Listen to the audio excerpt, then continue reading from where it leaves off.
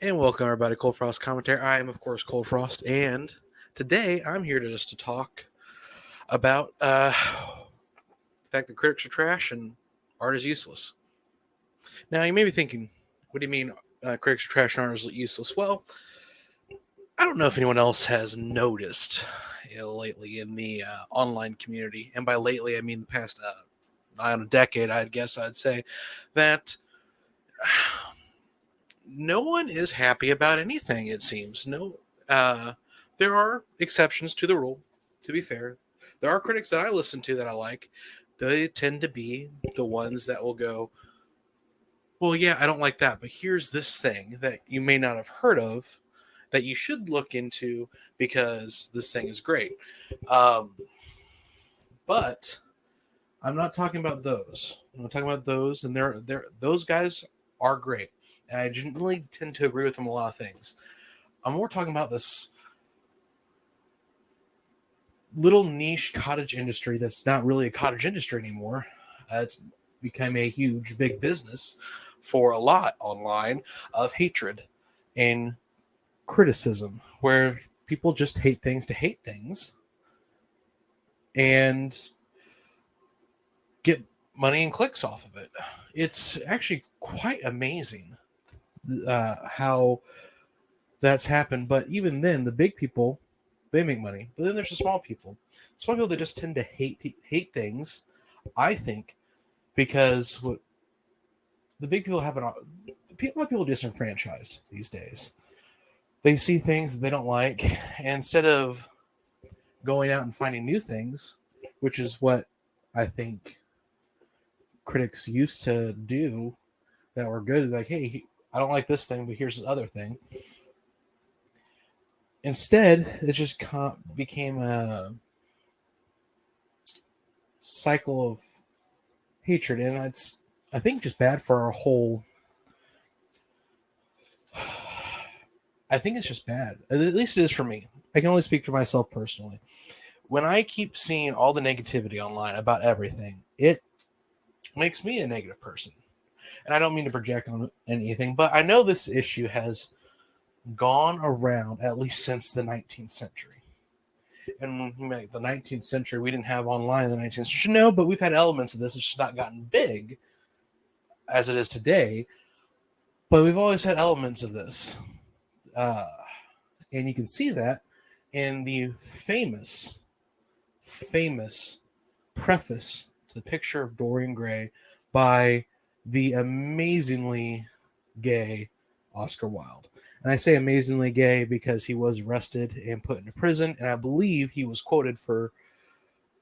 I believe he was quoted when he went to prison with saying, "Oh no, you found me guilty of being gay and into big, strong men, and you've decided to put me where I will only encounter big, strong men. Yes, you've shown me the error of my ways." But anyway, and if you don't know what this is a very famous poem. It's something that I was shown as a little, not a little kid, but middle school aged kid from my father's, one of his favorite poems.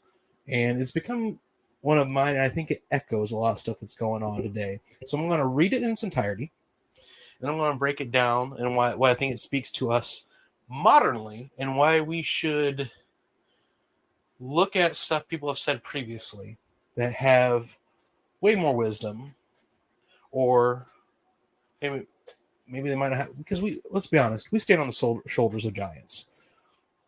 Isaac Newton was right. In general, we don't have new ideas. We that are we do have new ideas. We have new ideas that are built on old ideas, though. So we stand on the shoulders of giants, and this is the giant that I'm going to stand on, Oscar Wilde. You'd probably like that. So, without further ado, the preface of the picture Dorian Gray. The artist is the creator of beautiful things. To reveal art and to conceal the artist is art's aim. The critic is he who can translate into another manner or a new material his impression of beautiful things. The highest, as is the lowest, form of criticism is a mode of autobiography. Those who find ugly meanings in beautiful things are corrupt without being charming. This is a fault.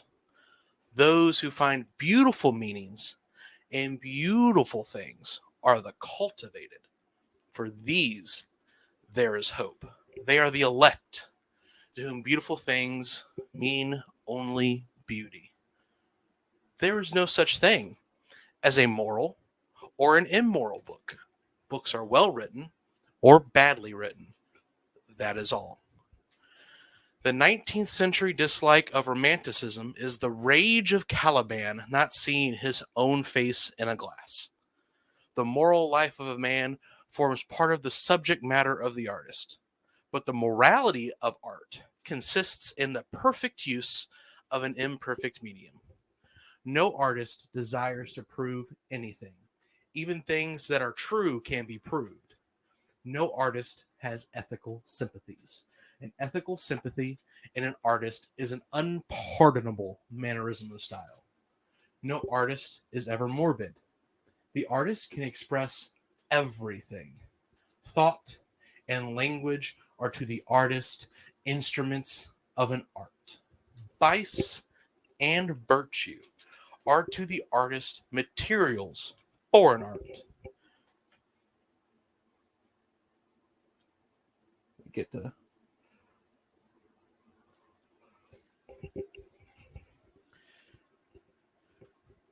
From the point of view of form, the type of all the arts is the art of the musician. From the point of view of feeling, the actor's craft is the type. All art is at once surface and symbol. Those who go beneath the surface do so at their peril. Those who read the symbol do so at their peril. It is the spectator and not life that art truly mirrors. Diversity of opinion about a work of art shows that the work is new, complex, and vital. When critics disagree, the artist is in accord with himself. We can forgive a man for making a useful thing as long as he does not admire it. The only excuse for making a useless thing is that one admires it intensely. All art is quite useless. Now, there's a lot to unpack there. And this is why I love this, because it's an amazing gathering together of different ideas. And this came about, and I'm not a language professor. I'm not a literary historian. I just know in general stuff. So there's stuff I might get wrong about this. But to my knowledge, he wrote this after The Picture of Dorian Gray came out. And if you don't know what The Picture of Dorian Gray is, it is a very famous book. And it's actually it's not a bad book, but it does speak to, if you're not used to the style of 19th century writing, it is a bit dry compared to modern writing. But you may be, of course, familiar with the character Dorian Gray. He's been in a lot of pop culture. In fact, The Picture of Dorian Gray, the book, was adapted into a movie not too long ago. But you also have Dorian Gray in League of Extraordinary Gentlemen and Penny Dreadful. He's in a lot of stuff. Because he's an interesting character. But anyway, when the book came out, it was heavily criticized for multitude of reasons. A lot of it because there's a lot of sex in the book. It's actually one of the reasons why I believe that most people misquote. Actually, this is not misquoting. This would be more of a false attribution of a quote to Oscar Wilde that everything in life is about sex, except for sex. Sex is about power. There's no proof that Oscar Wilde said that, but everyone attributes him that. And probably because, well, Picture of Dorian Gray was pretty crazy of a book with a lot of, the main character does a lot of sex, both straight and gay.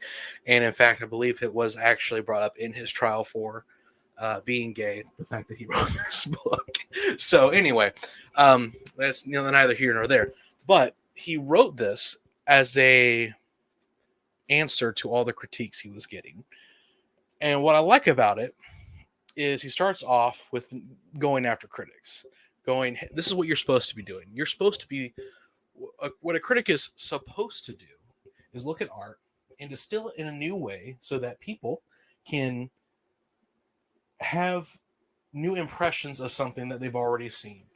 And basically, what he's saying is a critic's job is to look at stuff and make almost new art from it. And it's actually, not to also ramble off another tangent. This is how my brain works.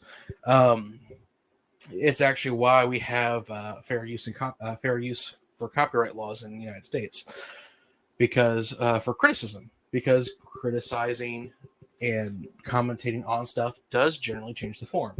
But his critique about this, about what critics have been doing with his work, is just because you have this power doesn't mean you should, or this ability to look at stuff and distill it into new art means you should basically slander it. And that's why he goes into, if you look at, and I have to keep, because my screen up here is kind of small. The critic is he who can translate into another manner or new material his impression of beautiful things. So then he goes, after he said the next stanza, the highest as his lowest form of criticism is a mode of autobiography,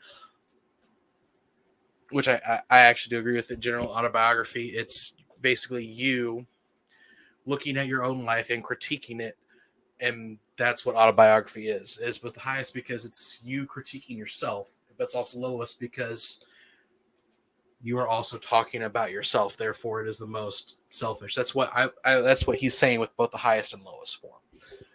Because you can't get more higher than critiquing yourself, and you can't get more lower than talking about yourself at the same time.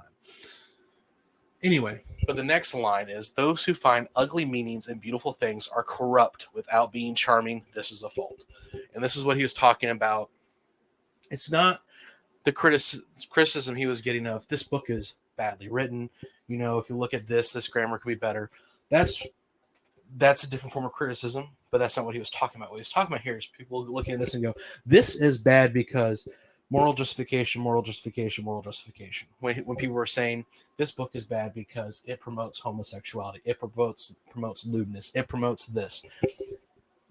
That form of criticism is what he was really railing against and what he had a problem with. And we can see this today. There's a lot of criticism online where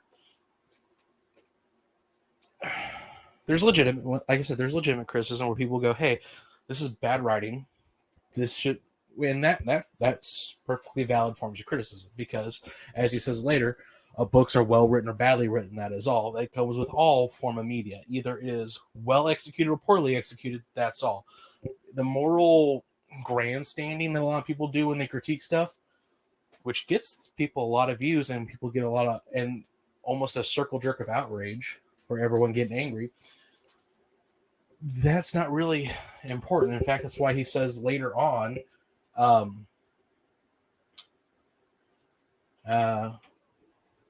you go. That's what he says later on. It is the spectator, not life, that art really mirrors. So generally, if you're seeing stuff and things, that's on you. The fact that you are pulling this, that's because for one reason or another, you're obsessed with that. What's that say about you? And that's what he's saying here, is what's it saying about you? And like I said, online you see a lot of this, and it just bothers me, because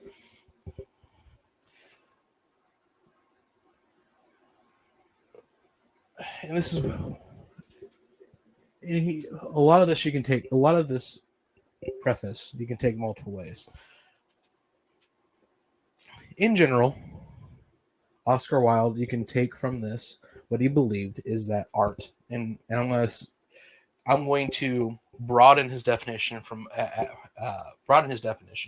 a bit, even though I don't think he would disagree with this, because he brings up both music and acting, They didn't have television and all that stuff back at the time, but those were basic books, plays, and music were basically the big three forms of modes of entertainment back then.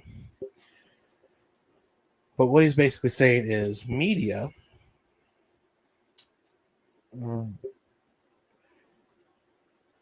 what you get from it is what you get from it. If you don't like it, if you don't find it good and entertaining, okay. But if you get stuck on something and have to morally outrage about it, that's because there's probably something wrong with you. There's something in here that you are projecting onto stuff that you should probably take a look in the mirror. That's I love this thing so much. But that's why he goes, those who find beautiful meanings in beautiful things are the cultivated. People who look at something and and go, hey, this is great. I want to share this with somebody. And don't get me wrong, there is a lot of really bad media out there these days. But that's just because there's a lot of media in general out there these days. When there's such a glut of content, you're going to get bad, you're going to get good. Ignore the bad, go for the good. Why are you obsessing about the bad? Don't obsess about the bad. Bad's if you like to obsess about bad, that's great. But don't try to morally grandstand about obsessing about the bad, because that is, if you're doing that, there's probably, again, something broken inside you. If you want to find beautiful things, go find beautiful things. And that's why he says, for these there is hope. They are the elect whom beautiful things being only beauty. And there have been times where I've seen online people attack stuff that I like just because they want to be morally outraged about something. And their critiques are not, this is bad storytelling, this is bad pacing, this is bad voice acting or acting, this is bad this is bad animation. It's because of moral grandstanding. Now, for a lot of things, and there's a lot of stuff that I don't like, but I don't find bad either. I just find it which and allow me to expand upon that for a bit. When I say I mean it's meh, it's mid, as the kids say these days. It's mid.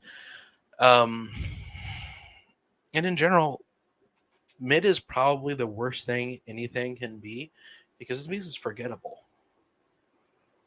If you forget something, it wasn't important. Your mind tends to only look at things that are important. That's why I think the best solution for a lot of this stuff, when people talk about these things incessantly, it's like you're talking about these things, which means people are going to remember them. If you really don't like something, don't talk about it. And there are critics out there that have said that, and I 100% wholeheartedly agree with them. Just don't talk about it. If people enjoy, if people truly enjoy it, and it's not just being boosted, then let them enjoy it, and because hey, they like it. To them, it's beautiful. If people don't enjoy it and people really don't like it, then people will forget about it, and it will die naturally. That's how things work. But, and the reason I say he talks about how it is what you get out of it, because in the end, and my favorite thing is this whole thing almost is basically, this whole preface rails against critics, but in the end, at the very last part, he goes, we can forgive a man for making a useful thing. We can forgive. I can't remember the exact line. I want to get it right. We can forgive a man for making a useful thing as long as he doesn't admire it. Like in general, if someone designs and builds a great bridge, like that's great, that's useful. Well, a bridge that a lot of people use, like, hey, that's great, that's useful, awesome. In general, people hate when people go, yeah, no, I built that bridge. And then you start going off. You're like, I don't care. I just want to drive down the bridge. Useless things are the exact opposite. He brings that. He goes, the only excuse for making a useless thing is that one admires it intensely. Basically, the only reason to make and then the last line, all art is quite useless. So what he's saying is the only reason to make art, to make media, to make entertainment is that someone goes, I love this thing. I love how they do this. I love how they do that. I'm obsessed with it. The only reason to make it is that someone admires intensely. If you don't admire it intensely, then it's useless. It's already useless, but then people forget about it, and it is a inexcusable uselessness. So that's my little rant. I don't know if I'll edit this or if I'll just post it like this, but I think in general, to sum up, in summation, everyone that gets angry online about this or that media, either being turned into something you don't like, which has happened to all of us. It has. We're nerds. At least I am. I might be imposing something upon you that is not true. I am a nerd. There's a lot of things I like that then turn not good. But you know what I do when they don't turn when they turn into crap? I stop watching them, I stop reading them, and I go to something else. Because in this age of endless content, where there is this, everyone is creating something, everyone is writing, everyone is animating, everyone is acting, putting movies, television shows, everyone, not just the big corporations, not just the corpos, but there is so much independence out there too.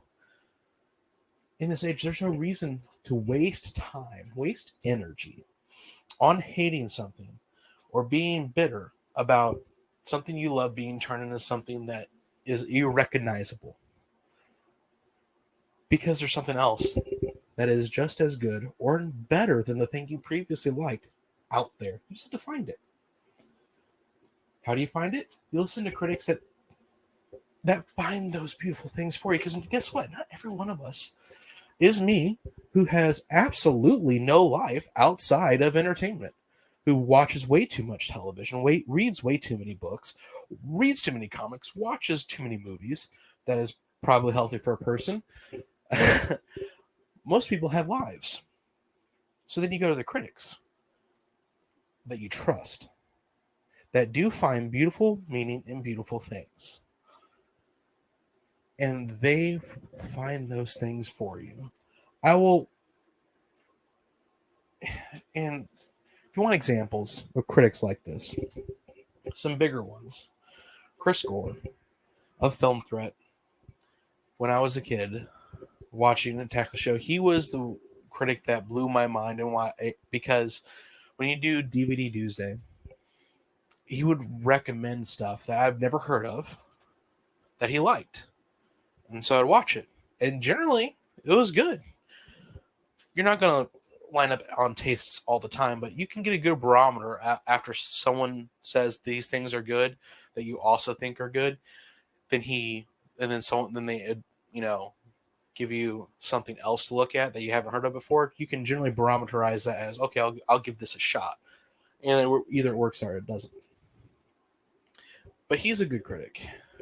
He's brought light to a lot of movies I would have never thought of to watch that I did and I loved. Like the latest example was RRR. That was such a good movie. And he was the first person I heard talk about it. And I went, I got to find that and look at it and watch it. And I did, and it was amazing.